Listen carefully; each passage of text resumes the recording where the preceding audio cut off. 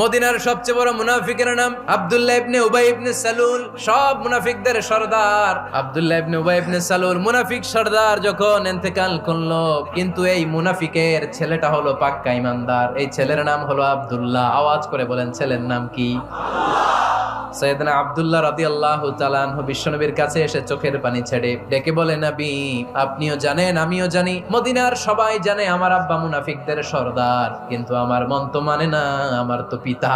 নবী আপনার দরবারে কিছু আমি চাই না, আপনার গায়ের একটা জামা দেন, আপনার জামাটা পরিয়ে আমার বাবারে দাফন দিব।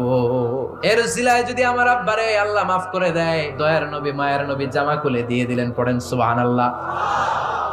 আব্দুল্লাহ রাদিয়াল্লাহু তাআলা আবার আবদার চললেন, নবী আপনি নিজে যে আমার বাবার জানাজার নামাজের ইমামতি করবেন। দয়ার নবী মায়ার নবী জানাজার নামাজে যেতে চাইলেন। ওমরে ফারুক বললেন, নবী না, খবরদার আপনি উবাই ইবনে সালুলের জানাজায় যাবেন না। বিশ্বনবী জোর করে যেতে চাইলেন। সাইয়েদনা ওমরে ফারুক বিশ্বনবীর জামা পেছন থেকে টেনে ধরলেন। ওমরে ফারুকের হাত থেকে হ্যাচকা টান মেরে জুব্বা টান দিয়ে বিশ্বনবী জানাজায় চলে গেলেন। রব্বুল আলামিন আয়াত নাজিল করলেন, ইস্তাগফির লাহুম আও লা তাস্তাগফির লাহুম ওয়া ইন তাস্তাগফির লাহুম 70 মাররাতান ফালান ইয়াগফিরাল্লাহু লাহুম। নবী গো, একবার নয় দুইবার নয় 70 বারও যদি এই মুনাফিকের জন্য আপনি ক্ষমা চান, তার জন্য ক্ষমা নাই, তার জন্য আছে জাহান্নাম।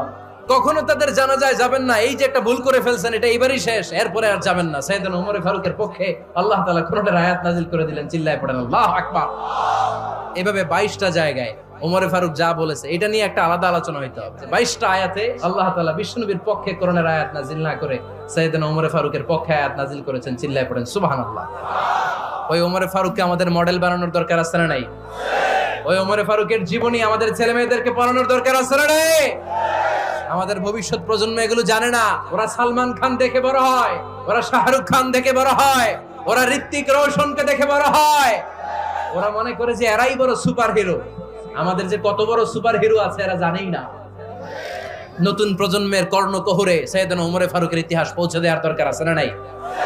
বিশ্বনবী বলতেন, ইন্নালি কুল্লি উম্মাতিন মুহাদ্দাস। সব উম্মতের মধ্যে, সব নবীর উম্মতের মধ্য থেকে একজন করে আল্লাহ তাকে মুহাদ্দিস বানাতো। মুহাদ্দিস না, মুহাদ্দাস। মুহাদ্দাস মানে এমন লোক যিনি যা ভাবতো ওই ভাবনাটাই আল্লাহ আয়াত হিসেবে নাজিল করে দিতেন। বিশ্বনবী বলেন, আমার উম্মতের মধ্যে মুহাদ্দাস হচ্ছে সাইয়েদনা ওমর।